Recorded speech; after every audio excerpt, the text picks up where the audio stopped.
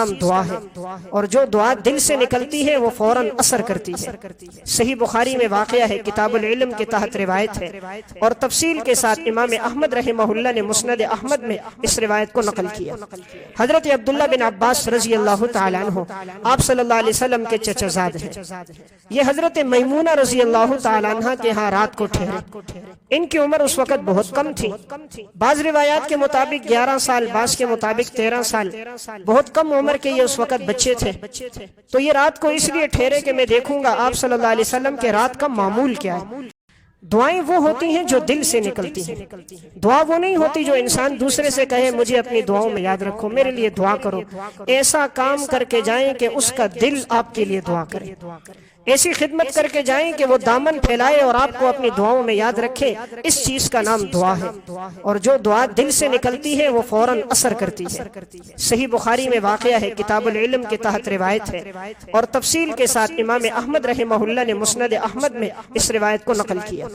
حضرت عبداللہ بن عباس رضی اللہ تعالیٰ عنہ آپ صلی اللہ علیہ وسلم کے چچا زاد ہیں۔ یہ حضرت میمونہ رضی اللہ تعالیٰ عنہ کے ہاں رات کو ٹھہرے۔ ان کی عمر اس وقت بہت کم تھی، بعض روایات کے مطابق 11 سال، بعض کے مطابق 13 سال، بہت کم عمر کے یہ اس وقت بچے تھے۔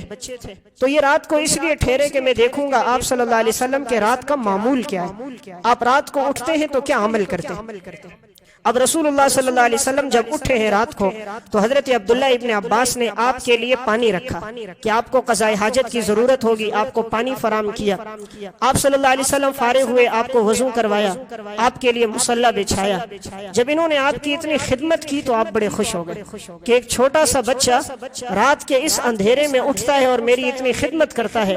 آپ صلی اللہ علیہ وسلم نے انہیں اپنے قریب کیا اور آپ نے دعا فرما دی، اللہم فقہہ فی الدین، اور مسند احمد کی روایت میں وعلمہ التأویل، اے اللہ تو اس کو دین کی سمجھ عطا فرما اور تفسیر کا علم عطا فرما۔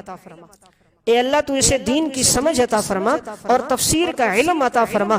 اللہ نے پھر ایسا علم دیا، ایسا علم دیا کہ عبداللہ ابن عباس صحابہ میں رئیس المفسرین کہلاتے، یعنی مفسرین کے سردار۔ تو اللہ تعالیٰ نے تفسیر سے ان کا بہت بڑی خدمت ابن عباس سے لی ہے۔ تفسیر کا علم جو ہم تک پہنچا اس میں بہت بڑا علم عبداللہ بن عباس کے ذریعے سے پہنچا۔ تو حالانکہ حضور کے دور میں کم عمر صحابہ میں سے، لیکن خدمت نے ان کو کہاں تک پہنچا دیا۔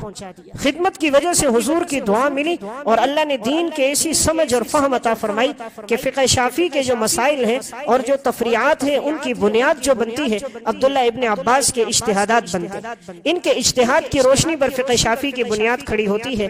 تو پیچھے کیا بات نظر آتی ہے؟ آپ صلی اللہ علیہ وسلم کی خدمت۔